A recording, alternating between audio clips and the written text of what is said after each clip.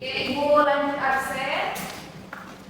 Rizka, Ibu, Ayu, tadi Nobita, Ibu lihat kalian kelas banget.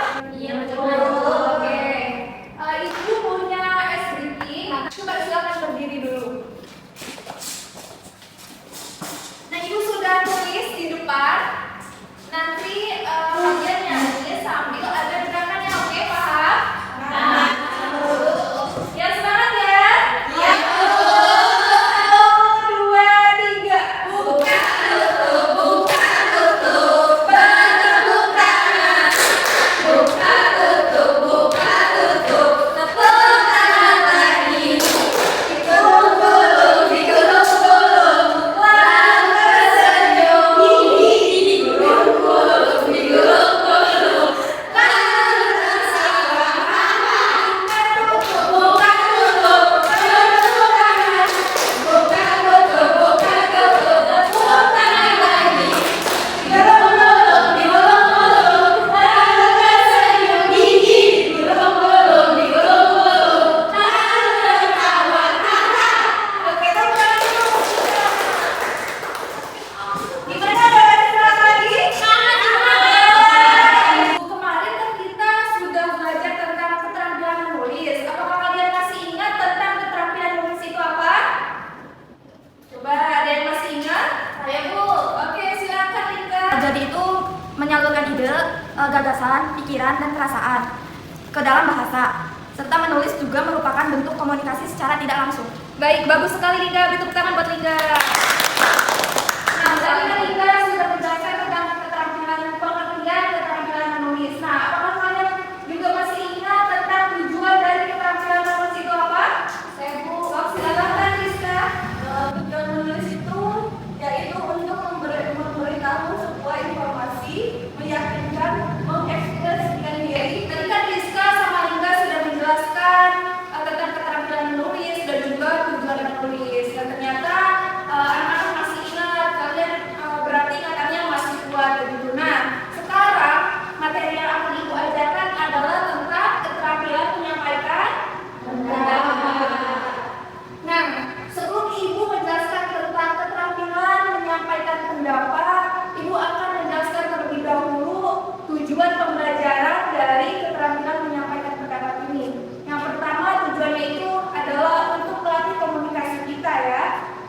Karena komunikasi itu sangat penting dalam kehidupan sehari-hari. Yang kedua adalah untuk melatih rasa percaya diri kita, baik itu di dalam ruangan maupun di luar ruangan. Yang ketiga itu Ibu berharap ketika anak-anak nantinya menyampaikan pendapat, itu kalian menyampaikan pendapat secara sopan, logis, dan juga kritis gitu. Apa ya tahapan-tahapan pembelajaran kita pada hari ini? Yang pertama Ibu menjelaskan materi, yang kedua nanti ada sesi tanya jawab juga, yang ketiga ada kuis dari Ibu untuk mereview ulang materi hari ini, dan yang keempat itu ada sesi diskusi. Kita langsung aja tentang kemampuan menyampaikan pendapat. Nah, apa sih yang dimaksud dengan kemampuan menyampaikan pendapat? Nah, sebelum masuk ke materi, kalian wajib menjawab nih, setuju atau tidak setuju terkait pernyataan-pernyataan ini. Setuju atau tidak setuju kalau scroll TikTok itu bisa bikin lupa waktu? Setuju atau tidak setuju? Setuju. Alasannya ada yang bisa jawab?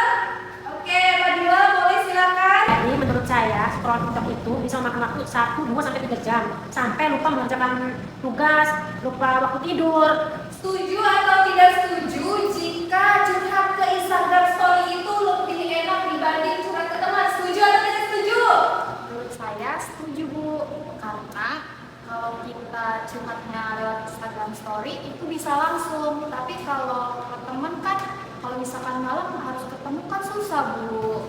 Nah, tadi ada yang mengatakan setuju dan ada yang mengatakan tidak setuju. Nah, itu kan tergantung pribadi masing-masing ya. Jika ketika kita menyampaikan pendapat, itu kan pure dari pendapat kita. Kita bebas mengeluarkan pendapat kita bebas karena suatu pendapat itu tidak ada yang benar ataupun tidak ada yang salah begitu. Nah, di sini ada pendapat dalam dua situasi, ada formal dan juga informal.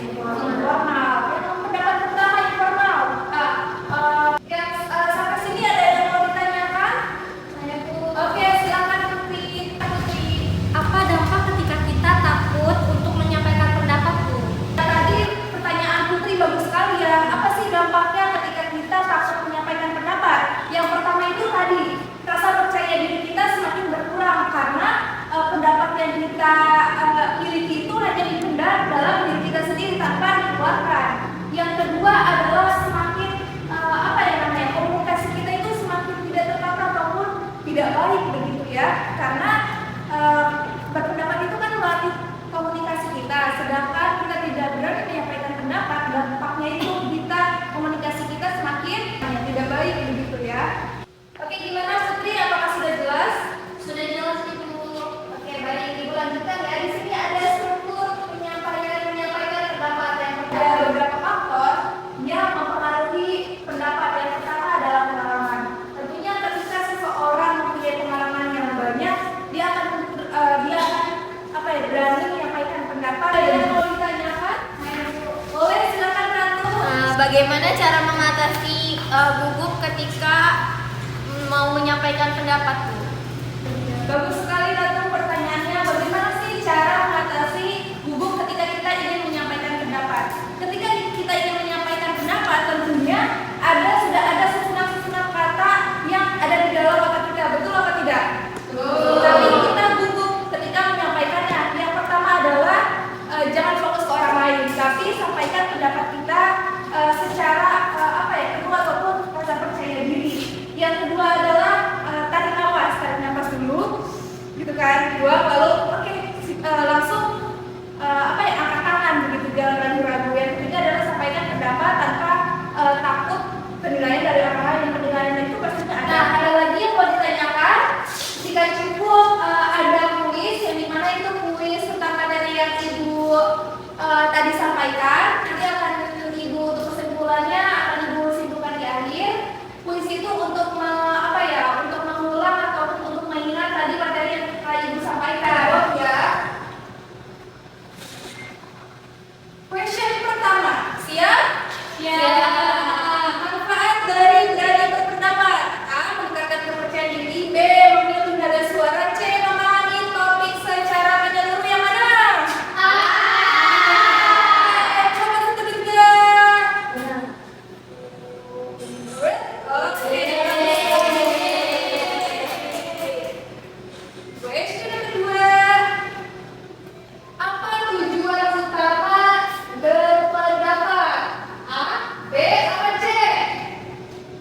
B. Coba ya kita berikan kepada. Oke.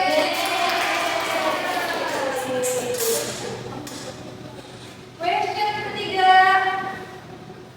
Ciri bahasa yang digunakan dalam berpendapat. Kere-kere logis atau perkataan? Ya.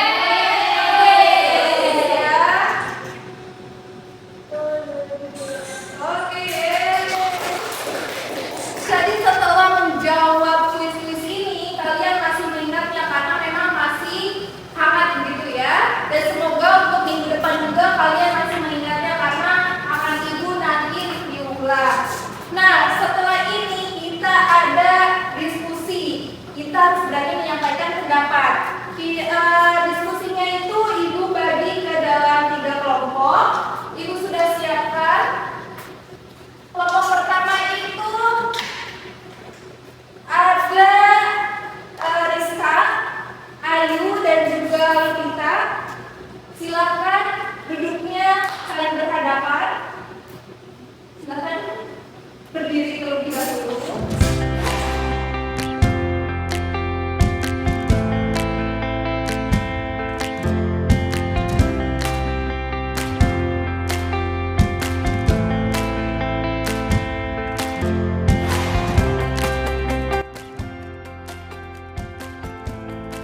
Terlebih dahulu aturan diskusinya ya. Yang pertama adalah saling menghargai pendapat orang lain. Kita tidak boleh memotong pembicaraan orang lain ketika berbicara. Yang kedua adalah menyampaikan pendapat dengan bahasa yang sopan dan juga logis. Yang ketiga adalah fokus pada topik. Nah, itu rules dari diskusi kali ini kita dalam menyampaikan pendapat. Nah, Ibu akan memberikan 2 tema ya. 2 tema itu nanti kalian diskusikan